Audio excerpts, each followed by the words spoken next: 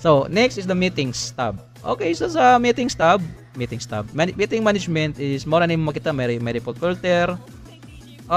Okay. May date range. Total employees count katong sa employees diri nga na-create nato. Meetings in range, attendance rate. So, on leave today. Actually, isang on leave today is dili siya mag-reply kay karon nga adlaw wala mi nag-leave. But kung akon i-adjust, no? Kung ako ni-adjust mga idol, mga guys, ang katong isa ka leave, gin naton gin file. Kani travel to Panay. Kani kasi buong Marcos leave ta naton subong adlaw. Kuha naton, aton i-adjust. Says 22. 23 man buwas, butang ta sa 2022. June 22 karon nga adlaw. Save ta. Tanawa mga guys kay ma-reflect na dito sa meetings. At least kung sa meetings is makita nimo kasi nung leave karon sa okay, naka-leave. Leave di ay naka. So may meetings ko okay, may leave dire karon nga adlaw ti somatic aware na ko nga nga dili na siya included sa attendance nga kanang KPI. Okay? So sa meetings, na di magawas din nga one on leave today. Alright? Kita nyo mga guys? So diri naman natay meeting in range, meetings in range. Do lisod man meetings in range. Okay. So kung may mag-select og range, custom range kung January to June nga meetings, mao na gurang iya pila ka meetings ang na-consume or pila ka meetings ang na-perform. Na-perform or na-implement. Okay? Since nga daghan ta meetings, no. And then attendance rate, so mao na siya. If ever ang attendance rate is 5 lang kami sa among team. If ever ang isa is absent, so nasa 90% ang among average or 95. So kung tatlo, na to sa mga 40 or 40% or kung dual lang ang attendance nga makuan nga nag-attend. But kung dual lang gid mo sa isa ka meeting, syempre ang meeting dili man nga lima lang kami permitanan. Ang meeting may ara one-on-one coaching, may tatlo lang kamo. So may selection, okay? Para ang iban dili ma-appeal sa kanang KPI. Okay, nasa diri ang aton overall attendance natay mga bar, line, pie chart, donut. Gibutang ta nga bar, lines. Okay, so sa dalom natin diri makita ang individual attendance performance. Makita sa nimo ang individual performance sa attendance. Employee name. Okay? So on time, late, excuse, unexcused, total meeting schedule nga na-perform niya or naatinan, attendance rate. So dire sa on time is mo syempre kung ano ka count example mag-meeting ta og 1:30 dapat 1:30 is kuan nakakuan ka ng 1:30 before 1:30 nakasulod ka na. So it means matagas on time gud ka, dedicated gud ka ba? Alright? Gatan-aw gud ka sa schedule. So ang late syempre, ang late natin di gibutang nga logic. So ako na nakabalo. Malate ka og 5 minutes. So pilang score nimo? Malate kag 10 minutes, pilang score nimo nga average equivalence na. Kung 15 minutes, 20 minutes ana. May ara na sa logic diri. Excuse, so it means excuse is dili maapektuhan ang imo KPI sini sa kaning aton na meetings tab ang sa kaning attendance KPI. Basta excuse ka. Okay, kung un-excuse ka naman gani, nasa ni logic nga kung excuse ka, it means dili ka ma-appeal sa KPI. Okay? Exclude ka. Dili ka pag i-include nga muna. Kung un-excuse ka, it means possible 0% ang mo score sina. So ma-appeal gyud sa counting sa KPI. Total meeting schedule, attendance rate. So pwede ta maka-testing. Sa meeting list na makita sad nimo, dili ta makita kung tanan yung mga meetings, record. Pwede sad ka maka-search meetings by topic. Okay, so click ta add creating meeting. So example, wala pa ta naka-save no, wala pa ta naka-backup. So I think dili magini siya mawala siguro. Basta hindi lang mag-clear cut. Nigpan meeting alignment.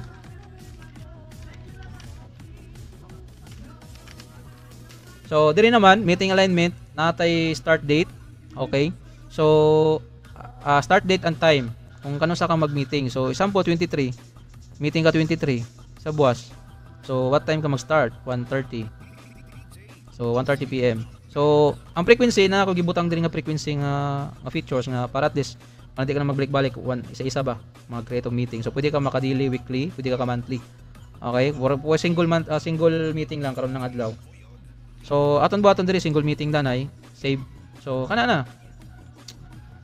Naka na diri makita sa meeting list. Okay? So ang topics ang imong meeting, kag ang date, kung ano sa naka nag-start. Actually diri nga part sa date is wala na akong gibutang ang kanang kano sa ma-end ang date ang meeting. Basta as long as nga prior sa start sa meeting maka-attend gyud ka, mao na siya. Mao na man lang na. wala na ako na kuan, wala na ako na saan di ba sometimes na mga meeting naka-empleyado nga maunag gawas, no? May unag gawas sa meeting ba? Early out. Kana, pag sulod pa lang gani mga 5 minutes mawala na. So I think is makita ra gyapon na nakon sa kuan sa actually Teams ang ginagamit. Makita dito sa attendance sa Teams. So ako na lang gina-check. If ever nga 5 minutes nagawas dayon, so ako na itatango. Ako na lang tag as absent. Ana, alright? So average attendance rate. So example, kani dire nga part is naka actions dire. So ang tawo kanang icon is kung kinsang nag-attend, sinong attendance, pwede sad ka maka-edit. Pwede sad ka maka-edit, pwede sad ka maka-delete. So ang action dire isang tawo i-click naton, o kani may logic ni siya. On time, late, syempre kung on time 100% ka. Kung late is may logic sa nang late. Kung 5 minutes nang imo late, na pila mo score is tanta 90% ka or 95%. Pag kung 10 minutes imo late, so 90% ka ang score. Kung 15 minutes imo late, so 85 ka. Butang natin ng 5%, 5% minus. Pwede man 10% minus. Depende na sa imo. So ako example, kung on time ko, pwede sad kang butang remarks, pwede sa dili. Okay, so on time na 100%. So si Bongbong, example kaning diri man good sa kaning tawo ni, kung kinsa to ang ma-attend sa kanang meeting. Okay? Pwede nimo ma-include sa kanang meeting specific. But kung dili gani, pwede nimo not applicable. It means not applicable is dili na siya ma-include sa kanang KPI nga meeting. Okay? So if ever nga si Bongbong is na late siya, 9 minutes diri, pila ka minutes ang iyang na late. Okay? Mao na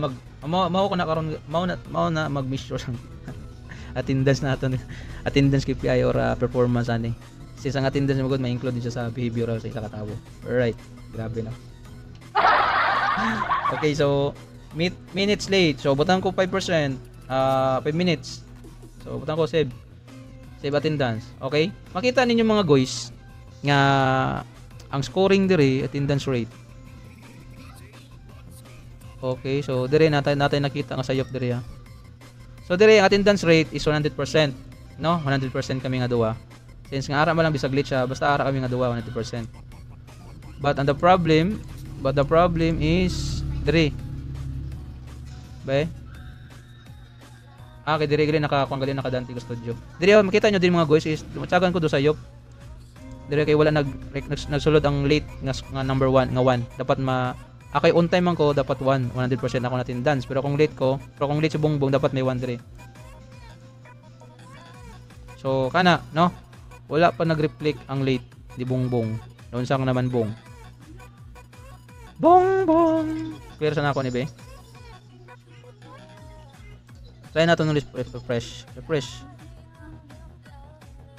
Bong, saan mga bong? Nai-grab. Okay. So si Bongbong wala nag-reflect ang iyang kuan. Tama ko ba on time be? Si attendance. Oh. Okay, sad. Okay. So attendance, anything in range is employee this year. Okay. So natin nakita diri nga kuan nga error, no? Wait tabi.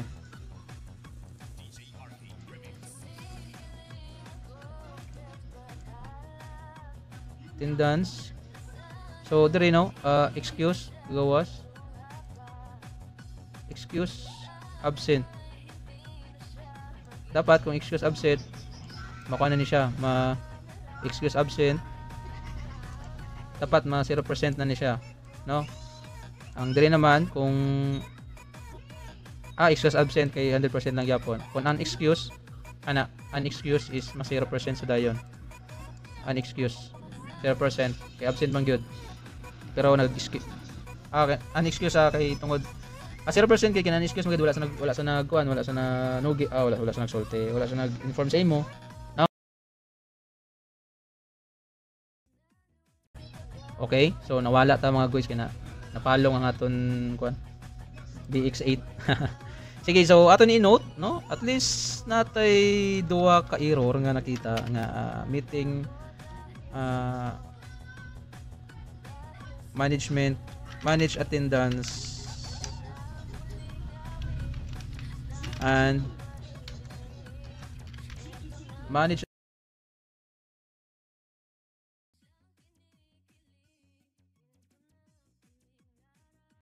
Tay patay na gyud mga guys aton biit mga guys, manog lubat na gyud.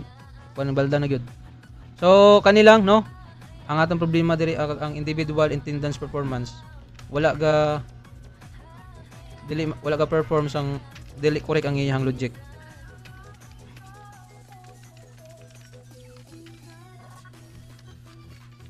Okay?